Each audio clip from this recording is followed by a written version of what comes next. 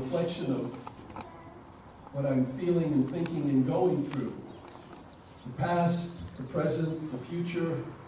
I was going to say getting back to basics, getting back to the fundamentals. And then I remembered the phrase, back to the future, which is a contradiction. You know, you go back to get to the future. And then I thought, well, we have to go back to get to if we want what we want our future to be, maybe we have to go back and reflect and consider some of the basics and the fundamentals. And so, and I think about you know, the world situation and America and our church and even myself personally. I feel sometimes, you know, confused. You know, it's chaotic. What should we be thinking and feeling? Maybe it's just a reflection of my own fallen nature, my own inability to be the person God wants me to be. But the fact of the matter is that, you know, there's so many things going on around us that create, you know, confusion or ill feelings or chaos inside our own minds and hearts. Life isn't very smooth. It's never been smooth, but we really thought that it would become smoother and smoother. In any case, the title of this service is Back to Get to the Future. So I want to start with a couple of Bible quotes, and I'll explain why these Bible quotes are there. First, in Exodus, you know the story of Moses. Moses was the central figure of all of Jewish history, really. Except, you know, Jesus wasn't the central figure of Jewish history. Moses was the most important person. Jesus came to fulfill and to complete and accomplish a very special mission on the foundation of what the Jewish people had achieved. But their central person, their messianic figure, they're the most important person that God worked through in the history of Judaism really is the person of Moses.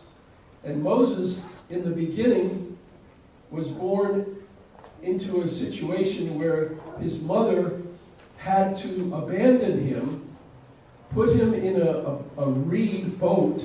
He floated down a river, and his own mother watched while he was taken out of that river by daughters of the Pharaoh. And then she manipulated herself in such a way that they, after finding this baby, realized they couldn't take care of the baby. They needed someone from, you know, some older Jewish person could help them take care of this baby if they wanted to secretly keep him or whatever. And there she was. And so Moses ended up living in the Pharaoh's palace, being raised by his own mother to a certain extent. And it's such an unusual story when you think about it. And so when the time came where God needed Moses and his people, the Jewish people, to rise up and become able to take the central position, Moses he had great favor with the Pharaoh. He was like the Pharaoh's son. He was raised in the palace. And so God had created this incredible opportunity for Moses and the Jewish people to win the heart of the Pharaoh and to win the heart of the Canaanite people in such a way that they could naturally unite with each other and grow together and accomplish God's will. But because of the very difficult situation between, you know, the Jewish people as slaves and the Pharaoh's people as, you know, in control and in authority, then Moses was torn inside. And so we read this passage where one day after Moses had grown up, he went out to where his own people were and watched them at their hard labor. He saw an Egyptian beating a Hebrew, one of his own people. Looking this way and that, and seeing no one, he killed the Egyptian and hid him in the sand. Moses is a central person, and he killed this person. He killed an Egyptian and hid it. He didn't know people would see it or watch it. The next day, he went out and saw two Hebrews fighting. He asked the one in the wrong, "Why are you hitting your fellow Hebrew?" The man said, "Who made you ruler and judge over us? Are you thinking of killing me as you killed the Egyptian?" Then Moses was afraid and thought, "What I did must have become known." When Pharaoh heard of this, he tried to kill Moses. But Moses fled from Pharaoh and went to live in Midian, where he sat down by a well. Then we continue to tell the story of Moses. 40 years he lived a miserable life in the desert. And after 40 years, God was able to call him again. But he made a terrible mistake. He committed a crime. And if he had only pushed the soldier away, or if he had wrestled with him and hit him in the face and sent him on his way and said, "You get out of here. I am Moses. I am the son of the Pharaoh myself. Stop beating these people." Then the result could have been different. But it wasn't. Now let's talk about Jesus. This is in Matthew 8. When Jesus came into Peter's house, he saw Peter's mother-in-law lying in bed with a fever. He touched her hand, and the fever left her. And she got up and began to wait on him. When evening came, many who were demon-possessed were brought to him, and he drove out the spirits with a word and healed all the sick. This was to fulfill what was spoken through the prophet Isaiah. He took up our infirmities and bore our diseases. When Jesus saw the crowd around him, he gave orders to cross to the other side of the lake. Then a teacher of the law came to him and said, "Teacher, I will follow you wherever you go." Jesus replied, "Foxes have dens and birds have nests, but the Son of Man has no place to lay his head." Another disciple said to him, "Lord, first let me go and bury my father." But Jesus told him, "Follow me, and let the dead bury their own dead." Then he got into the boat, and his disciples followed him. Suddenly a furious storm came up on the lake, so that the waves swept over the boat. But Jesus was sleeping. The disciples went and woke him, saying, "Lord, save us, we're going to drown." He replied, "You of little faith, why are you so afraid?" Then he got up and rebuked the winds and the waves, and it was completely calm. The men were amazed and asked, "What kind of man is this? Even the winds and the waves obey him." When he arrived at the other side in the region of the Gadarenes, two demon-possessed men came from the tombs and met him. They were so violent that no one could pass that way. "What do you want with us, Son of God?" they shouted. "Have you come here to torture us before the appointed time?" Some distance from them, a large herd of pigs was feeding. The demons begged Jesus, "If you drive us out, send us into the herd of pigs." He said to them, "Go." So they came out and went into the pigs, and the whole herd rushed down the steep bank into the lake and died in the water. Those tending the pigs ran off, went into the town, and reported all of this, including what had happened to the demon-possessed men. Then the whole town went out to meet Jesus. And when they saw him, they pleaded with him to leave their region. "Please, get out of here. Leave us alone." Look at this list of things. I mean, it's like a circus. Jesus is doing this miracle. He's healing this person, and he's healing that person. The storm is coming, and he's calming the storm. People are possessed, and he's casting the demons into the pigs. the pigs are dying, and the people go out, they're talking about what's happening. But what is the response of the people? Oh, yes, this person, Jesus, we want to follow him. They came out, and they wanted him to leave. For them, he was a person that was just going to create trouble. It didn't matter. Whatever miracles he was doing, it didn't matter to these people. Because they were confused about who Jesus was. Now, why did Jesus do all of these miracles? He did them out of desperation. Because he needed people to believe that the power of God was with him. But the actual effect was very different. And I'm going to talk about that. One of the things that inspired me this week, I was looking at the news, and there was one news article on the internet said, proof that God exists. New proof that God exists. And of course, when I see that in, basic news, I click on it. And what it was is it's an interview with this person that wrote this particular book, God and the Afterlife. So he is a person who recently did lots of research about the afterlife and about people who have had these experiences. Now, we all know, about near-death experiences. We know about spiritual world, spiritual experiences. We all believe it clearly. This got me thinking, and I remembered another book that I read. This one was by a person named Howard Storm. I thought, what an interesting name.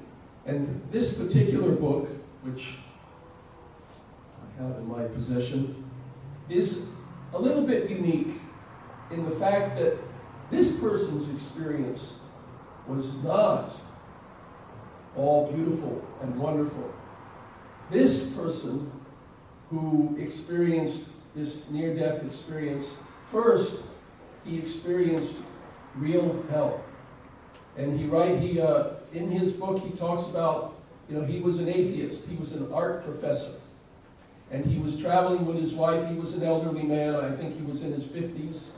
And he was traveling with his wife to Europe. He was in France, in Paris. And something happened to his stomach. He became incredibly ill and went into incredible pain and some kind of, I don't remember the doctor's name of it, and he was in such pain and it was such a serious situation that the doctors said that if you don't have an operation within 5 or 6 hours, you're going to die. But it was during the weekend. He was in a strange land, he was in France, in Paris, and he got taken to some medical doctor's place, and they just didn't know what to do, and they couldn't really help him. And he ended up basically laying on a floor, and he passed out, and he basically almost died. He went into some kind of death place. And he had this incredible experience. And in this experience, he talks about spirits that came and started talking to him. And he wasn't a person who believed. He didn't believe in God. He didn't believe in life after death. Nothing like that. So when this was happening to him, he was confused. And he wasn't sure. He started, going in and out of consciousness. And then he started seeing different images of people.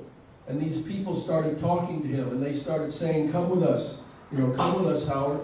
And as he started to go with them, then he started discovering and realizing that these people were all very, very evil and selfish. And in the book, he actually told stories, and he said, "Some of the things that happened to me, I can't even write down in this book. If I wrote them down in this book, it couldn't be sold, because some of the things were so evil and sexual, and these creatures suddenly turned on him and started attacking him, and they had, instead of teeth, they had knives, and they started biting his flesh and eating him, and he went through this horrible, terrible thing. And then finally he cried out to God, cried out to Jesus, cried out, started singing some old gospel that he remembered having, and then eventually his situation started to change. Gradually, it changed. And he started to be led in a higher realm, to a higher place. And what's interesting is reading the last chapter of his book. What happened to him is he ended up becoming a Lutheran minister. He preaches at not a Lutheran, but a Church of Christ in Cincinnati, Ohio. And he's a preacher there for the church. And I want to look at the last part of his book. In the last chapter, he talks about the things that he learned, the fundamental, the basics that he learned. He said, "You are God's favorite. This truth was explained to me in the company of Jesus Christ and the angels of heaven. Within our perception of the finite nature of the world, being favored and giving favor is choosing one over the many. But in God's infinite capacity for love, God favors each of us as we are." So he's explaining that this is very interesting. Generally, when someone says, "You are the favorite, you are my favorite," it means that they are putting you above all others. That they are favoring you and putting other people essentially down. But he said, in God's way of love, and in God's relationship with us, we are all favored by God. God favors each of us just as we are. This is one of the most important lessons that my teachers were trying to teach me. God has the capacity to know us intimately and love us passionately just as we are. God created us to be wonderful. To become the beautiful people God has created us to be, we have to wake up from our dream that separates us from the reality of God. Now remember, this is a person who basically was an atheist, and now he had these experiences, and he's discovering that we're separated from God, and what is separating, we don't understand the reality of God. We are spiritual beings having a physical experience. This brief event we call life is neither our beginning nor our end. In heaven, we will look back upon our lives with the same amusement that we feel when we look at our childhood hopes and fears. So he makes a very key point here. Our life is not our beginning or our end. We are constantly in transition. We are constantly growing. And that when the time comes that we pass into the spiritual world, we will be able to reflect and look back at our life here with a certain, because of the experience he had, because he experienced so much the love of God and became so confident, he thinks he can even look back in amusement at his life, the things that we thought were important, the things that we worried about. In the same way that if we sit here and we think about when we were children, some of the things we did when we were children, oh, how foolish I was, or, oh, I thought that this was a reality, oh, I used to believe in this, or I believed in that, but now that I'm an adult, I see things much more differently, much more clearly. This isn't in a bad way, but this is in a heavenly way. But he recognizes the transition. Why didn't I say yes to God sooner? Why did I wait so long? How much of my life have I wasted with my eyes closed to the truth? Yes, I need to be known. Yes, I want to be loved for whom I am. Yes, I belong to God above all else. Yes, you love me even though I denied you. Yes, by your power I can change my life. Yes, I welcome you in my heart, making me a new person. In your great love for us, you forgive us and call us by name. If you make one step toward God, God will take a giant step to you. Let God be your God. Jesus is the way, the truth, and the life. He is the best friend you will ever have. What a beautiful message. Now, he had this incredible spiritual experience. Changed his life. You could say that's a miracle. It's a miracle, that experience that he had. But that experience that he had all happened here, inside of himself. No one else could directly experience it. No one else could directly see it. It was the way God was working in this particular man's life in this particular time. And because of that, he is able to testify. He is able to try to go out and say, look, this is what happened to me. I experienced this. I was an atheist. I grew up this way. I believed these things. All of my friends used to laugh about God. But then this happened. I went to hell. I saw the most ugly, evil things. I saw when people are selfish and angry and resentful. I saw what that is. But I also saw that there is a hope. There is a possibility of changing and growing. Amazing content. So, going back to the basics, we have to get back to our basics.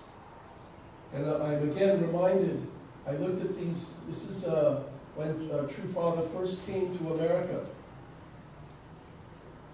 Some of these this is so interesting. These were our members. This is before the providence of God began in America, really.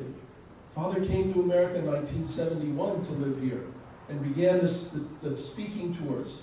You know, all the 21 city, 32 teaching, educating, explaining, testifying. Educating people about what? About the truth about God. And this happened all before. There were very few members. And some of these members were able to sit with Father when he made the holy grounds, and they sat and they talked and they asked questions. And these are some of the questions. What makes Mr. Moon think he is the Messiah? And Father said, study the principle and you will know. And then a more specific question. Was there some specific point in your life when you realized that you were the one God had been seeking to fulfill the restoration? Father said, from childhood, I was clairvoyant and clairaudient. I could see through people, see their spirits. I had a very strong desire to live a high life, a life of high dimension. When I was 12 years old, I started praying for extraordinary things. I asked for wisdom greater than Solomon's, for faith greater than Apostle Paul's, and for love greater than the love Jesus had. This is not a usual thing for a 12-year-old. You know, Father, spiritually, he had spiritual experiences, but also, somewhere in his conscience, in his heart, he had a big mind. And he literally started praying for things as a 12-year-old, things that normal 12-year-olds wouldn't even think about. When I was 16, I knew definitely what my mission was to be. My thinking and feelings have always been very different from others. I have also had numerous witnesses to my life. Many people told me who I was. Now this is something a little different. Father actually, when he started, living his life and pursuing this spiritual direction that he went, when he was 16, Jesus appeared to him. That's when he became very clear. But also, some people around him, people that he went to church with, these spiritual groups that were prepared, they told him, you're a special person. You have a special responsibility. You have a mission. You're to be taken seriously. Father had to pay attention to such people also. Where do the qualifications for the Messiah come from? Many people have asked this question, and I don't know the answer. Here's Father's answer. You should not let them ask questions before they study the whole principle thoroughly. In their understanding of the truth, you must build logically to the conclusion. If this principle is truth, then the conclusion must be true. You must convince them with the truth first. They should be convinced to follow this truth even without our master. The truth is so real and true that it can be followed even without or apart from him. The qualifications alone will not persuade them to accept him. They have to accept the truth, the divine principle first. That is why Jesus did not reveal his identity. He told the disciples not to tell people who he was. Father's very clear. So don't go around telling people about, the Messiah is going to come from Korea and, he has these qualifications, blah, blah. Father, this is not important.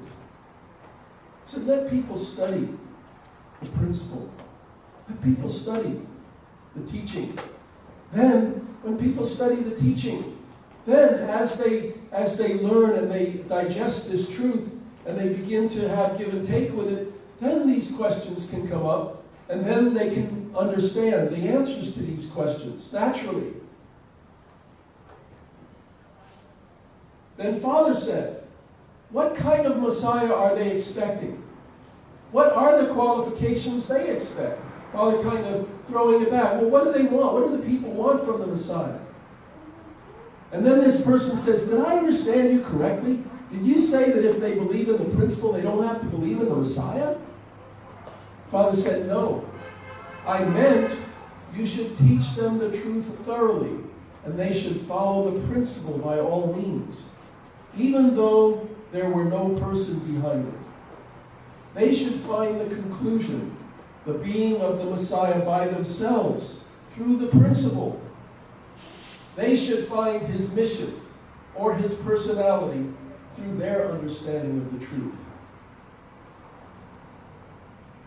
Father's saying, if you study the principle, it doesn't, initially, the value of the principle isn't dependent on who is teaching the principle. The question is the principle the truth or not?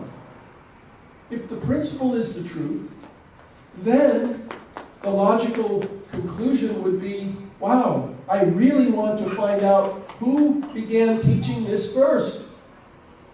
Where does this understanding, this explanation come from? It comes from God. Well, yes, I know it comes from God. Now I understand. But who? Oh, his name is Reverend Moon. That's how people are meant to have a relationship with true parents. I think most of us here, well, in our case, it was a little bit unique and different. In my case, I went to Father's speech. I heard Father speak. But Father was teaching the divine principle. I was studying and learning the divine principle taught by Father. And as I went to the church center and studied and learned more, that's when my relationship with Father started to develop. It was centered on the truth. They should find his mission or his personality through their understanding of the truth. The mission of the Messiah is not healing or performing miracles. A medium in Korea said this: the mission of the Lord of the Second Advent is to bring the truth, the words of God. So if this principle is truth and from God, then the one who brought this message is to be the one. The most important thing God wants me to do is to resurrect, recreate, or reform the hearts of the people and make them heavenly people. Ultimately, true parents come to educate us so that we can do what? So that we can change our hearts. So that our hearts resonate with God's heart. So that we become the inheritors of the love, the truth, the beauty, the goodness of God. We become the inheritors of the creation. We fulfill the three blessings. I came to bring about reformation of the heart. with the principal or by the principal. My mission is to make new hearts, new persons. Then to make them free from the accusation of Satan. So there are actually two things here. Father's talking about changing the hearts of the people. But Father also recognizes and understands that God has an enemy. There is an enemy that is working directly against God's will and that is constantly trying to undermine God through accusing people. Then to make them free from the accusation of Satan. Satan constantly accuses people before God. My mission is to change the hearts of the people so that Satan has no one whom he can accuse before God. Although Moses and Jesus performed miracles, they could not change the hearts of the people and make them free from Satan's accusation. Jesus, when we learn the truth about the mission of Jesus, we discover that people around him failed to recognize who he was. His family didn't understand him. His own cousin, John the Baptist, who had such an important position, who was the son of Zechariah, a high priest. Jesus, in a sense, was born into the family, a holy family, just as Moses was born into the family of the Pharaoh. He grew up in the palace of the Pharaoh. Jesus, through John the Baptist and through his cousin's father, Zechariah, Jesus was of this holy family. So if his own family had recognized him and accepted him, then the path that he would go would be different. But of course, John failed. That's why Jesus ended up going out and finding disciples on the streets. And he used miraculous powers to try to teach the people. He said at one point, he cursed the cities where the miracles had been performed because they didn't follow him. He said, why do you think I did these miracles? He did things and he said, don't tell anybody I did them. It's not important. I did these things so that you would understand God is with me. But those same miracles, that same power that Jesus used, the people would turn around and use it against him. You know, if you have the power to heal and to support and to take care of your friends, then if people are your enemy, don't they think, well, maybe you also have the power to unheal, to punish, to destroy me? Then they become afraid. Afraid. The power that Jesus had to the people that didn't believe in him, that didn't know him, that didn't accept him, it just created fear. They were afraid of him. Just like when Moses, he killed the Egyptian, and one of his own people said, are you going to kill me like you killed him? You can't force people into the kingdom of God. You can't force love. Force and love. Love is a force. It's the strongest force. It's the most powerful force. But it's so powerful. It has to be true. It has to be absolutely true love. Otherwise, it can become destructive. Now, near the end, this is very interesting. What is your attitude about people knowing of your visit? For the time being, would you prefer that we not mention that you have been here? It is always best to teach the truth first. If the truth is acceptable to them as the revelation from God, then they will be led to the conclusion and will be guided by the spirit world to know me. That is more natural. One should not be forced to accept the conclusion because he will be repulsed. I remember witnessing many, many years ago at North Carolina State University. And I remember this really handsome young black guy, student there. He was coming over to the center, and he was studying the principle. And he heard the principle of creation, he heard the fall, he heard the mission of the Messiah. He was studying about the history of restoration. And I was excited. He came over a period of a couple of weeks. He was, a really good guy. And he was understanding what was being said. He understood. He could see where we were going. He understood where we were going. And I was walking with him down the campus, and he didn't want to in a way come back to the church. He said, "Come on, John, just tell me. Come on, explain. Tell me what are you getting at? What are you getting at?" And I remember telling him, the bottom line is the Messiah has come. The Messiah is here. Reverend Moon, from Korea, he is the one who fulfills this mission. And I remember he reacted, and you can't tell, blah, blah, blah. And he left. Never saw him again. He just wasn't ready. He just wasn't ready. The conclusion, something inside of him, he couldn't receive it, he couldn't accept it. I remember so many people like that. We had people literally jump out the windows. One time, so we had you remember Forest Road had the porch, and they had the window. We've had people, they during the lecture, they got up, they opened the window, they went out the window and left. Instead of going out the door because they were afraid we'd try to stop them. Why? Because they just weren't ready for it. One should not be forced to accept the conclusion because he will be repulsed.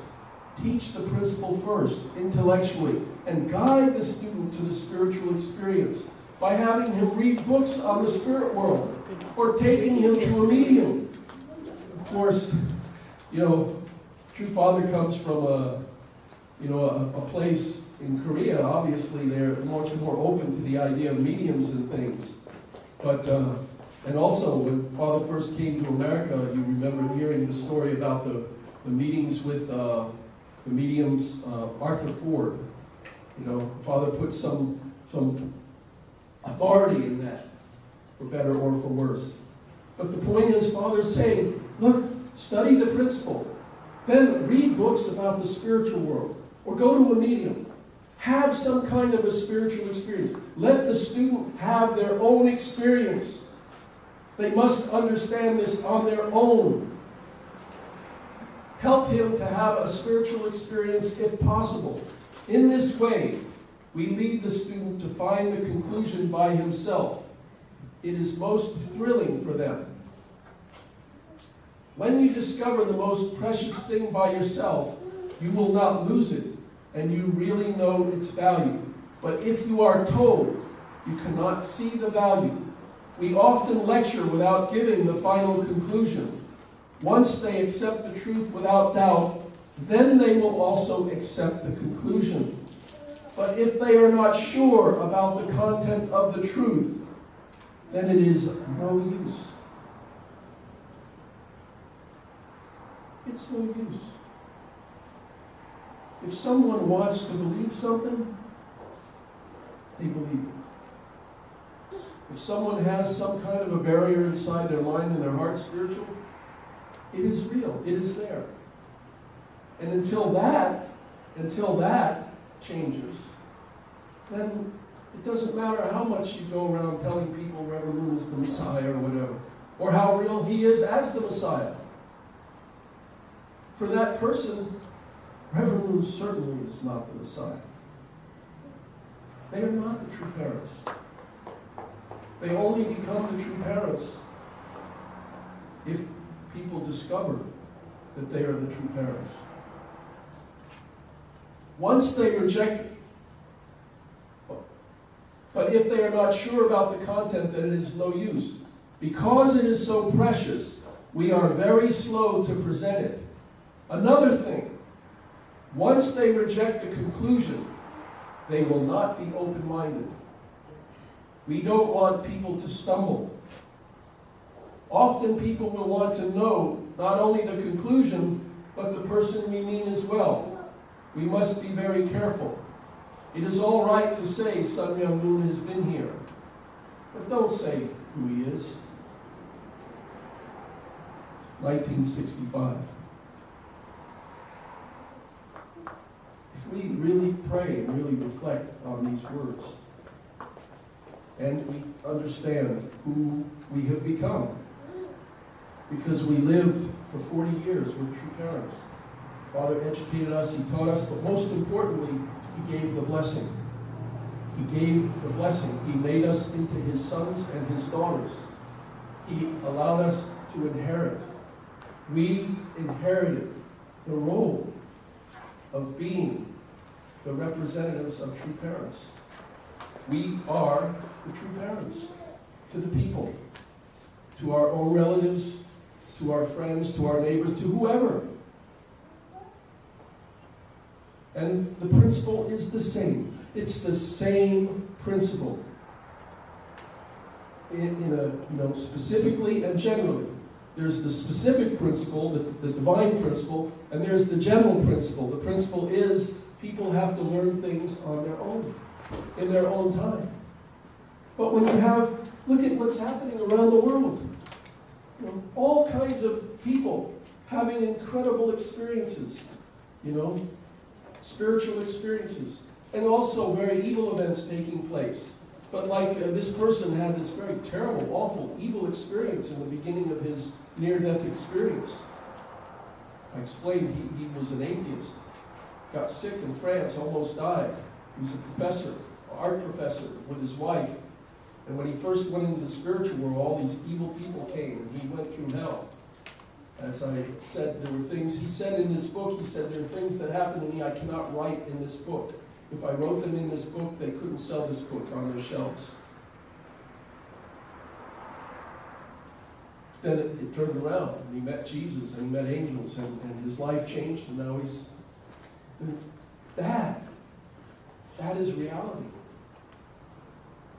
Now, there are still people, they choose to walk around with blinders, and they continue to insist. They surround themselves with just certain kinds of friends and certain kinds of information, and that's their choice. But God is really working. I want to conclude by showing this picture. Look at Father holding the hand of Kim Il-sung, holding his hand and walking with him. At a certain time, this image, the idea that this could happen to us as members back in the 70s and the 80s, this would be a miracle. This would be a miracle.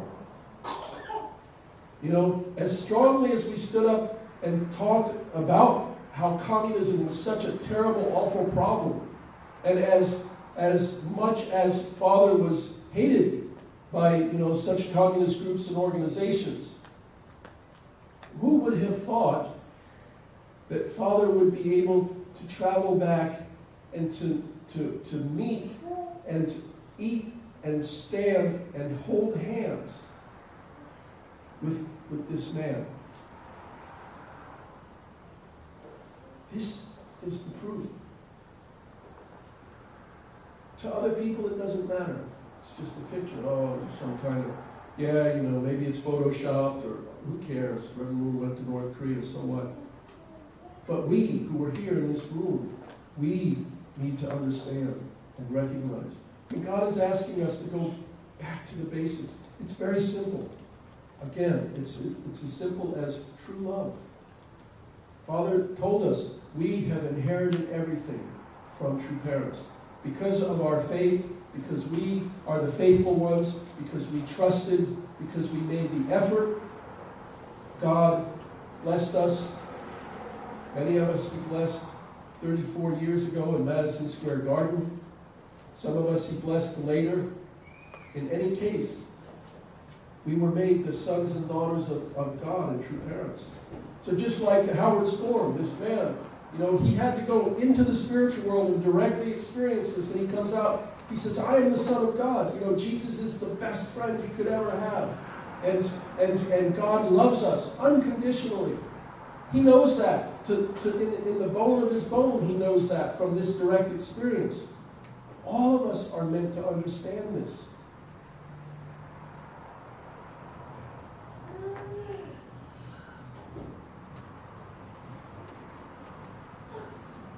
So that's tribal messiahship, is us sharing this principle with other people in ways that they can relate to it, so that they can also come to know, that God is eternal God and that we have eternal true parents. Let's pray. Our Heavenly Parent God, I really pray that this nation can wake up, and the people of this world, as time goes on, you are really working and moving in the minds and the hearts of so many people in so many unique and special ways. Even under difficult circumstances, you are helping people to rise up and to recognize that there is a higher purpose, there's higher meaning and higher value to our existence. We are not just here haphazardly. We are not just alive physically, but we are spiritual beings having a physical experience. We're here as a part of our eternal existence, meant to learn, to grow, and to become your true sons and your true daughters. Thank you. Thank you for being patient with all of us, for helping us. I know that each of us here, I myself personally, am lacking in a true commitment. I still have selfish nature, anger, resentment, frustration, see things in a very limited way, allow my own emotions to take over and be resentful or angry, whatever. Heavenly Father, thank you for being patient with us. We pray for this state of North Carolina, that you could bless the people in this state. Father, please bless this nation of America celebrating a birthday tomorrow. And please help this world and people, all these nations from all these different cultural traditions and these different religious backgrounds, help them to open their minds and their hearts to the reality that you are the eternal parent, the designer and creator of this universe, and that your intention and purpose from the beginning and all through now and into the future is that we would love one another, we would respect each other, and support and help each other, instead of trying to tear each other down. Help us to have bigger minds and bigger hearts. Thank you. I pray for your will to be done, and report these things as Blessed Central families collectively. And in my name, John Pace, with Sharon Pace, as a Blessed Central family. Amen. Jude.